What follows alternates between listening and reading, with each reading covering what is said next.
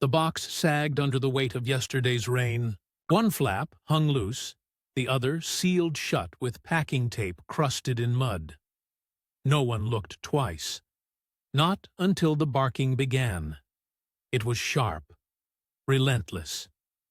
Not the sound of hunger, but of warning, of urgency. A medium-sized dog, ribs visible, tail stiff, stood beside the box like a statue carved from desperation.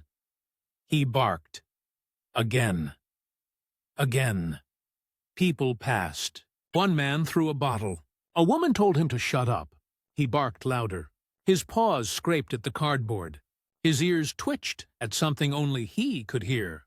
Finally, someone stopped. The rescuer crouched down, hand trembling as it touched the box. Something shifted inside. A whimper. Not loud, but rhythmic, fragile. She peeled back the tape. The flap lifted. Inside, a blanket twitched. A nose appeared. Then a paw. Then another. 4 tiny puppies. Soaked. Silent, still alive.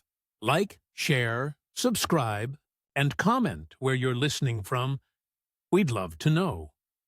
The box sat on the edge of a service road, half sunken into the mud, water pooling beneath it like a shallow grave. It had been there for days. Nobody touched it. Nobody moved it. People assumed it was trash. After all, this stretch of asphalt was littered with things no one wanted anymore. Torn flyers, cigarette butts, crushed cans, yesterday's newsprint soaked and unreadable. But that morning, something changed. The dog arrived, not from the fields, not from the road, just there. Suddenly, as if pulled by invisible thread, he was thin, hip bones sharp beneath his coat, fur clumped and dirty. A scar cut through one eyebrow, healed but jagged, like something once tried to erase him and failed. His paws were caked with dried clay, his gait stiff, but his eyes were alive, alert, locked onto the box. He barked. Once, twice, 3 times. Then he stopped and stared. His ears twitched forward, nose lowered, tail rigid behind him like a flag of warning. People glanced. They always did at first. A cyclist slowed down, looked over, then sped up again. A jogger crossed the road to avoid him. Someone threw a granola bar near his feet. He didn't look at it. He barked again. The box didn't move, but the dog wouldn't stop. Hours passed. By midday, the sun burned overhead, and the road shimmered with heat. The air buzzed with insects. The box sagged slightly, one corner giving way. The dog shifted closer, pawed at it once, then barked again, sharper this time. Urgent. No one came until 4:16 p.m. That's when Mel Parker turned onto that road. She wasn't a rescuer, not officially. Not yet. She was a part-time courier, full-time vet tech, and borderline burnout. She'd finished her last drop-off early and decided to cut through the service road to save time. Windows down, music low, thoughts drifting. Then she saw the dog. He was standing dead center in the lane, tail out, eyes locked on her. She braked hard. Dust rose around the tires. "Move!" she shouted through the windshield. He didn't. He barked. Mel frowned. She opened the door, one boot hitting the gravel. "Hey, you okay, buddy?" He turned and jogged back to the box, then barked again. She followed. It was the box that made her stop cold. Not because it looked dangerous, but because of the way the dog circled it, then sat down beside it like a soldier guarding a fallen comrade. "What's in there?" she muttered. He barked in response. She crouched low, squinting at the cardboard. Water-stained. Sides sunken. One flap duct-taped shut. But something was off. The air smelled wrong, like sour milk and old fabric. She reached forward, fingers brushing the seam. The dog growled. Not at her. At the box. Then he whined. A high, pitiful sound. She froze. Was it a trick of the wind? Or did something move? She pressed her ear to the flap. Silence. Then a gasp. No! A whimper. High-pitched. Thin as thread. Mel shot up. Oh, God. She ran to her car, grabbed a box cutter from the glove compartment, sprinted back. The dog didn't move, just watched her. Watched the box. She sliced through the duct tape in one swift motion. The flap peeled open. What she saw inside would stay with her forever. 4 tiny bodies, one on top of the other, covered in a filthy, wet blanket that reeked of mold. Barely any space to move, no air holes, no water, no food, just 4 sets of half-shut eyes staring up through the dark. One puppy stirred. Its head rolled to the side. Another let out a thin, rattling breath. Mel dropped to her knees. Oh, my God. Oh, my God. You're alive. She reached in, hands trembling. The first puppy was ice-cold to the touch. Ribs like birdcage wire. It didn't resist her grip, just collapsed against her palm like a forgotten toy. She pulled them out one by one, set them on her jacket, checked for breath, pulse, life. All 4 were alive. Barely. The dog barked again. Once, firm, final. She looked up, and for the first time, he wagged his tail. Not much, just once, but it was enough. Okay, she whispered. I get it now. You didn't just find them. She looked at the box, then at the road, then at him. You were waiting for someone to listen? She turned back to her car, started loading the puppies into a crate in the back seat. The dog didn't follow. He sat by the box, still guarding it, like maybe something else would come. Or maybe he just couldn't leave yet. Mel paused. You coming? He didn't move. She reached into the glove box again, pulled out a pack of jerky, tossed a piece gently onto the grass near her. He sniffed it, took a step forward, then another. Finally, he trotted to the car and leapt into the front seat like he'd done it 100 times. Mel exhaled. She looked at him, then back at the open box. One corner flapped in the wind. The spot where the puppies had been was soaked through. But something else caught her eye. Wedged in the bottom seam of the box, hidden beneath the blanket, she pulled it free. It was a collar, tiny, pink, no tag, frayed around the edges, but the stitching still intact. She turned it over. On the inside, stitched in fading thread, were 3 words. Find your way. Mel stared at it, then at the dog beside her. He looked out the window, ears perked. She tucked the collar into her pocket, started the engine, and pulled away from the roadside. The box grew smaller in the rearview mirror, but the barking stayed with her. Not just sound, not just instinct, a warning, a message, a call, the kind no one hears until it's almost too late. The vet techs rushed out with blankets and heated pads the moment Mel pulled into the lot.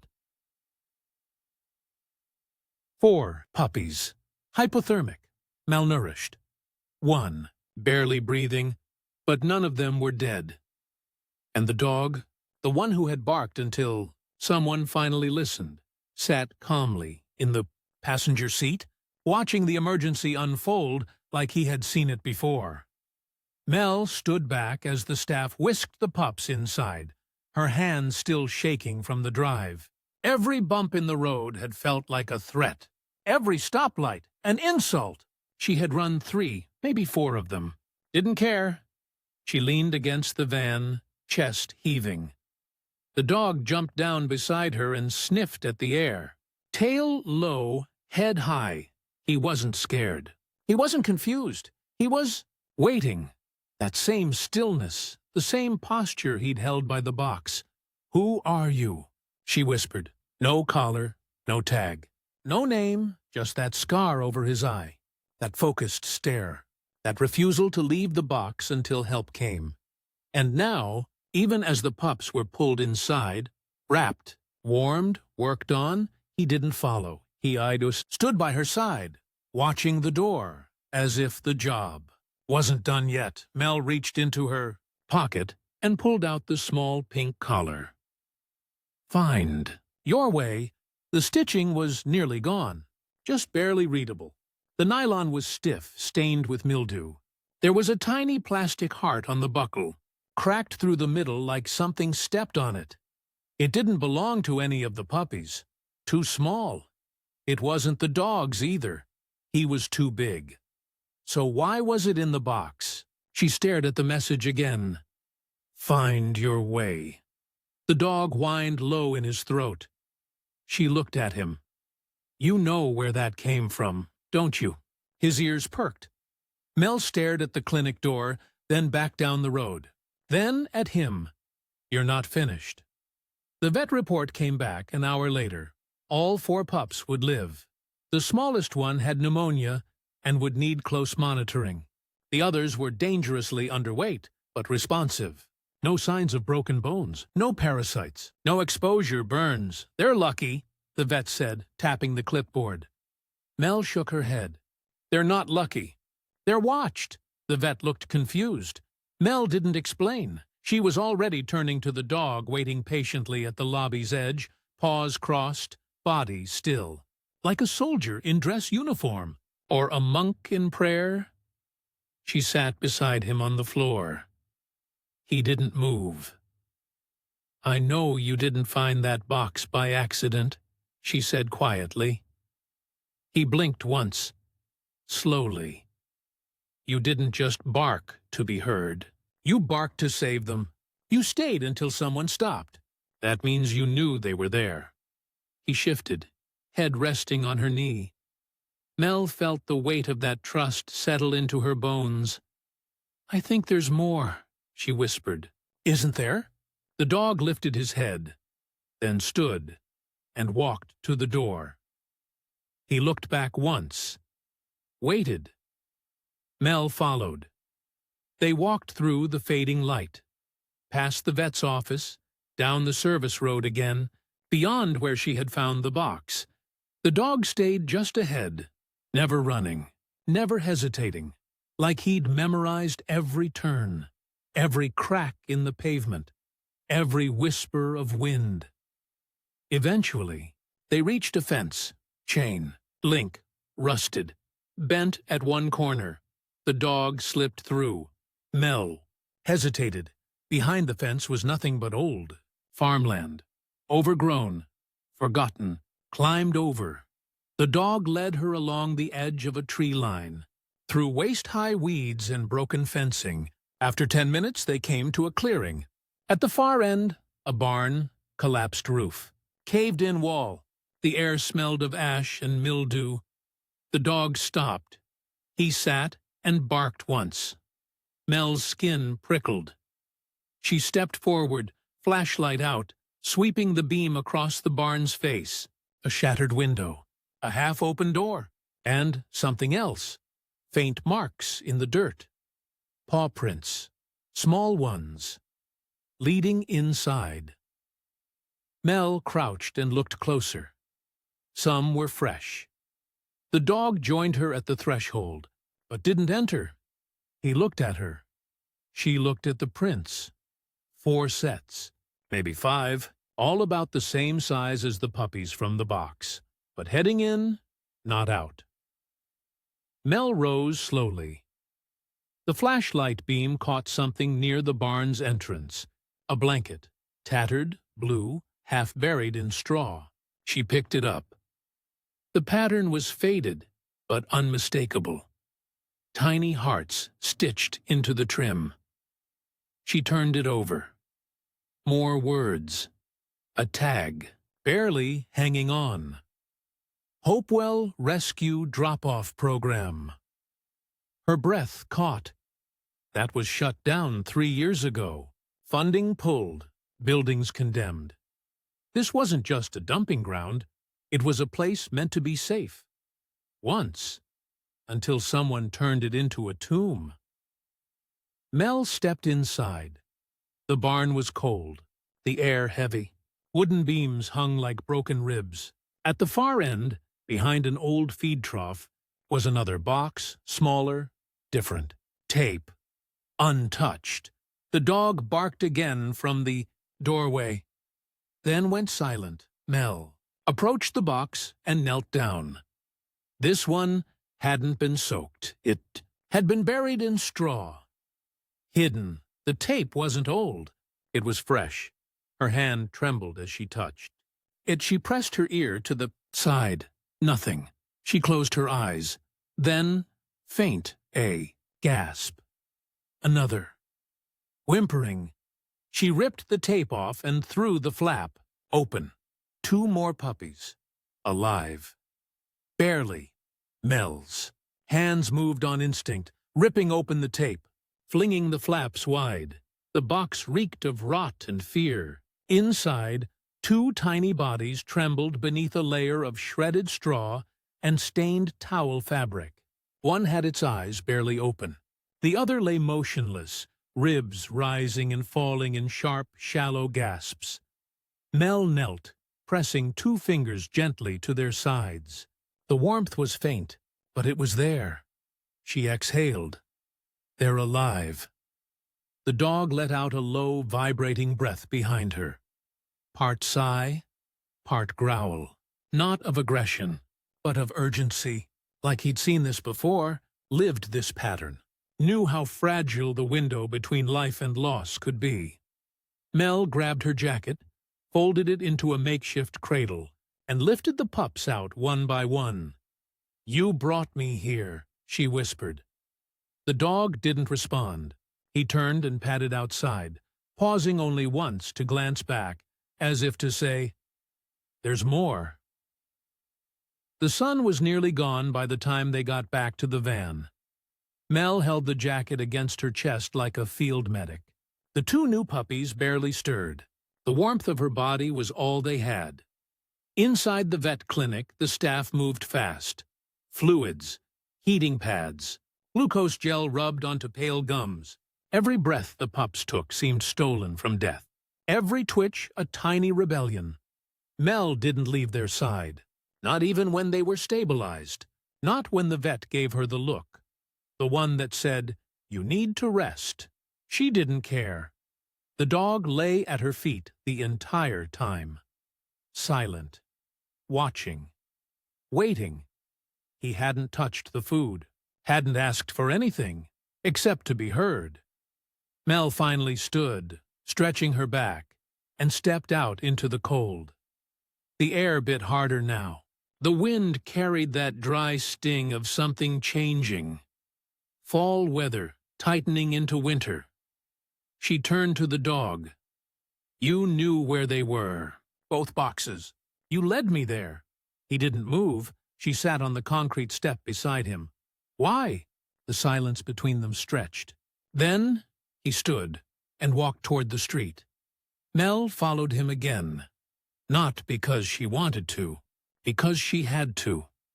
There was something about the dog, something ancient in the way he moved, something sacred in the way he carried grief without complaint.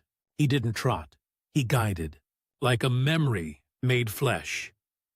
They walked for nearly half a mile, past shuttered buildings, down alleys, through broken fences, until they reached an empty lot choked with dead grass and rusted playground equipment. The dog stopped near an old water fountain, its basin cracked, weeds growing from its drain. He sat, stared. Mel scanned the area. No box, no movement. But then she saw them. At the base of the fountain, small scratches in the concrete. Paw prints. Just barely visible. 4. No. 5 sets. Tiny. Fresh. Leading toward the back of the lot. Mel's breath caught. She followed the trail to the far fence line, where a broken panel leaned outward. There, half buried beneath a collapsed tarp, was a wooden crate. Not cardboard. Wood. Handmade. With rope handles. She crouched, heart thundering. One side of the crate had a burn mark. The other, what looked like claw scratches. No tape this time, just a bent nail holding the lid shut. Mel looked back at the dog. He didn't bark. He just waited. She pried the lid loose with her keys. Inside, there was no movement, just silence, and then a sound. Small, cracked, like a hiccup wrapped in a breath. One puppy. Tiny, eyes sealed shut, cord still attached. Newborn, she whispered. Her voice broke. No food, no mother. But somehow, this one had held on. She reached in, scooped the body into her hands. It weighed less than a soup can. Still breathing. She turned, running back to the van, cradling it like a flame that could go out at any second. Back at the clinic, the room fell into motion the moment she opened the door. The vet cursed softly. This one's hours old. Where's the mother? Mel looked down at her jeans, muddy from the lot, her boots still wet from the weeds. I don't know, she said, but she did. Deep down, she knew. The mother hadn't made it, or hadn't been there. But the dog, the one who had led her to every single box, who had barked for hours without rest, he had known exactly where to go, and exactly when. Like he had watched it all happen. Or worse, like he had been part of it. Later that night, Mel sat outside the clinic under a flickering streetlight. The pink collar rested on her lap. The blanket from the barn folded at her side. The crate from the lot still in the back of her van. All of it tied together. And, at the center of it all, the dog. She turned to him. You're not just some stray, are you? His gaze met hers, unwavering. You're not looking for help, she said softly. You're finishing something. The dog stood and walked to the edge of the sidewalk. He looked down the street, then back at her, and waited. Mel stood. She opened the van door. He jumped in. No hesitation, like he'd known all along what came next. Mel did not drive home. She could not. Not with the dog beside her. Not with the crate behind her. Not with the newborn pup barely clinging to breath inside the emergency warmer. Instead, she drove in circles. Past her apartment, past the vet clinic, past the shelter that had closed 2 winters ago. The city blurred outside her window. Red lights, blue neon, rain on pavement. Inside the van, the dog didn't move. He sat upright in the passenger seat, still, watching the road like it owed him answers. At every intersection, he looked left, then right, then forward again. Always the same rhythm, always waiting for her to choose the right direction. Mel gripped the wheel tighter. How do you know? She asked under her breath. How do you keep finding them? No bark, no whine, just that same unwavering stillness, like something carved out of loyalty and grief. She pulled over near an old supply depot, one she hadn't seen in years. The sign was gone, just an outline left in rusted bolts. The lot was empty, the chain was cut, but the dog's ears perked up. He stared at the gate. Mel stepped out, boots crunching over gravel. You've been here, haven't you? The wind picked up. Weeds bent low against the fence. In the distance, thunder rolled. The dog jumped down and walked forward. No hesitation. He ducked under the chain. Mel followed. Inside the lot, concrete slabs jutted from the ground like broken teeth. A single metal crate sat overturned, and next to it, half hidden beneath leaves and trash, was something unmistakable. A blanket. Pink, identical to the one from the barn. Mel's breath caught. She knelt, brushing it off. Dust and dirt clung to her palms. Underneath, tucked between layers of soaked cloth, was a photo, water-damaged, curled at the edges. But the image was still visible. A litter of 5 puppies. Eyes closed, fur bright, nestled in a box, and beside them, a dog. Same scar, same ears, same eyes. The one sitting in front of her now. You were theirs, she whispered. The dog lowered his head. You were one of them. Her throat closed. You lost them. That night, Mel sat in her van with the photo in one hand and the newborn cradled in the other. The puppy whimpered, weak but steady. A sound like breath passed through thread. Every rise of its chest felt like hope, threaded through a needle's eye. She didn't speak for hours. She just watched the dog, and he watched her. At dawn, she made a decision. She returned to the warehouse. The original box was gone, picked up by sanitation, but the spot remained, a scar in the mud, marked by flattened grass and a dent in the earth where the puppies had nearly died. Mel stood in the silence. The dog sniffed the air. He walked to the edge of the lot, where the grass gave way to cracked pavement. There, he sat. Mel followed. Behind them, the city woke up. Horns, sirens, garbage trucks groaning. But in this space, the noise didn't matter. They were somewhere else now. Somewhere sacred. Somewhere full circle. Later that morning, Mel called someone she hadn't spoken to in over a year. She didn't know why, except that she needed to understand how this could happen. The line clicked. A woman's voice answered. Hopewell. Records. I need intake files, Mel said. 3 years ago. German Shepherd mix. 5 puppies. 1 survivor. Do you still have them? A pause. We keep limited archives. What's the context? I think he's looking for them, Mel said. Still, the voice hesitated. What's your name? Mel Parker. Another pause. You're not the first one to call about that dog. The records arrived in an email.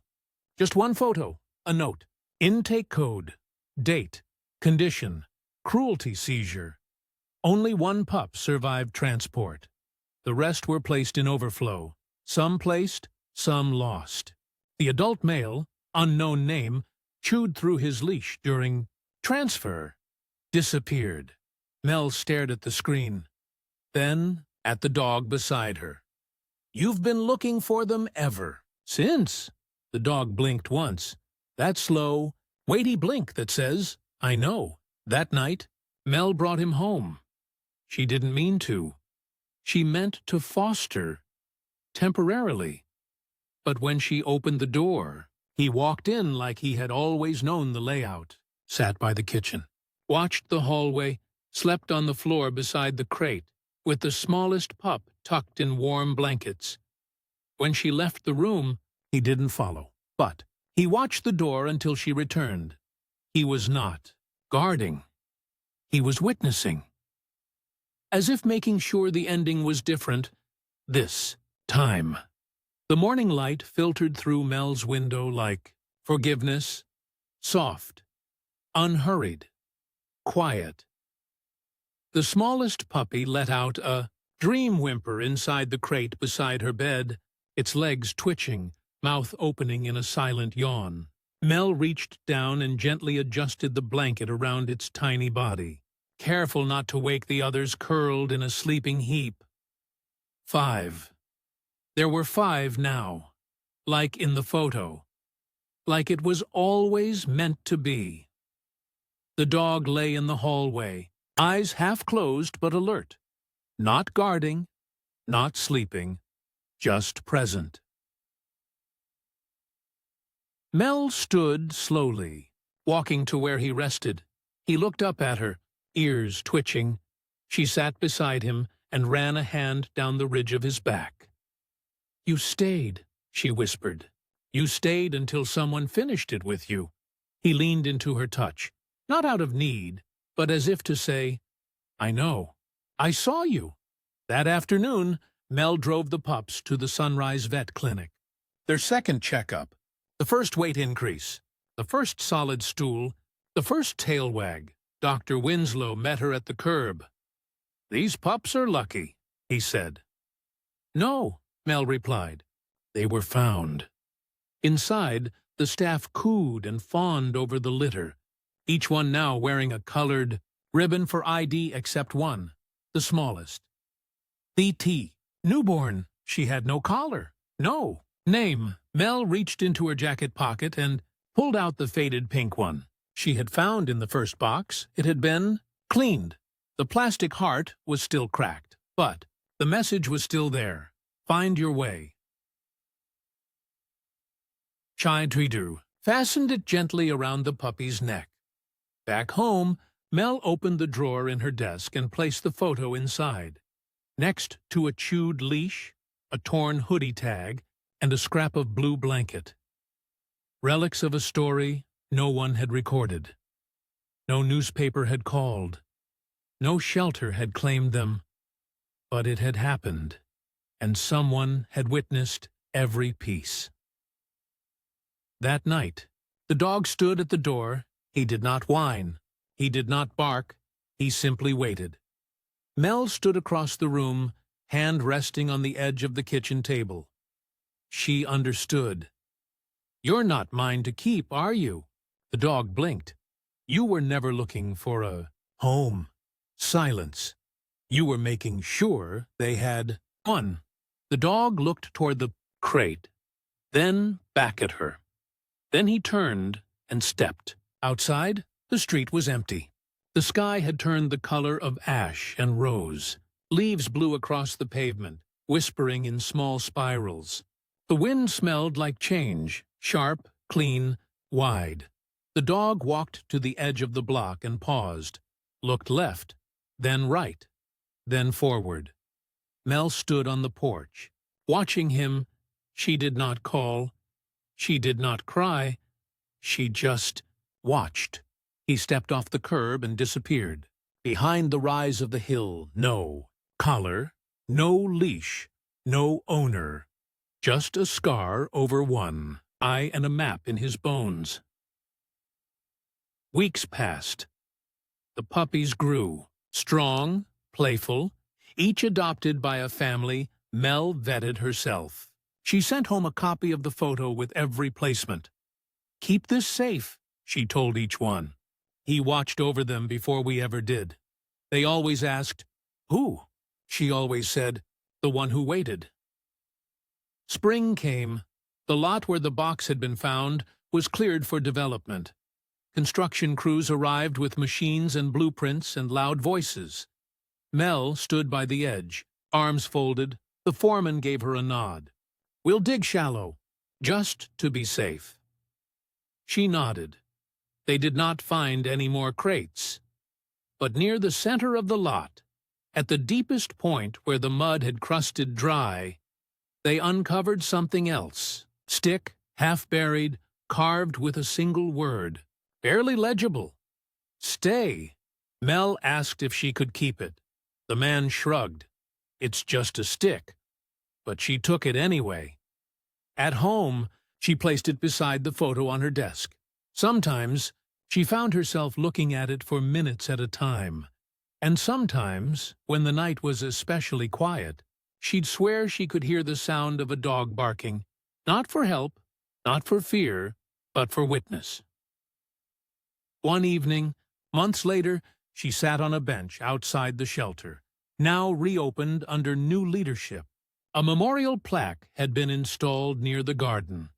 It read, "For the ones who waited, and the ones who would not walk away." Beside it, a statue, a single dog, mid-bark, ears forward, eyes locked onto something just beyond the edge of the frame. Mel placed her hand gently on the statue's head.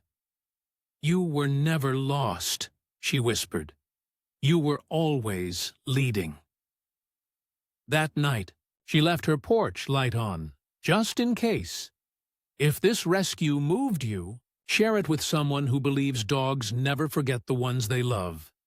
Subscribe for more stories like this, because some hearts never stop looking for home.